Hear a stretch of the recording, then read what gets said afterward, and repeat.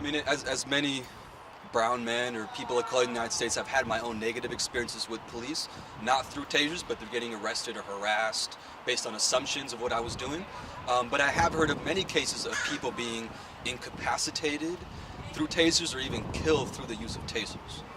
I see the positives to a taser versus a gun, but I think that um, instead of spending $20 million on a taser budget, maybe spending some of that money on the community or some of that money on better training, maybe to help with cultural incompetency. Yeah, I think they should have tasers more than they should have guns, because guns will hurt people, like, can kill.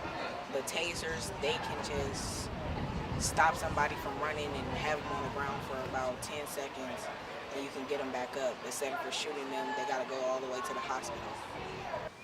I think they should. I think it's better than using a gun in most situations. I think a lot of violence can be avoided with like tasers or beanbag guns or pepper spray or something like that. So I think it's a good idea. But I've been hearing stories about how ineffective it is too on the radio. I don't know if that's true or not. It's kind of like the force is already unequal between the police officer and the people. Is it really necessary to implement the taser, and then why? That's about like my question on it. So it's not that I'm not really against it or not. I just like it will help people to understand the reasoning behind it. So we could kind of work for together instead of against the police and their implementation, the law.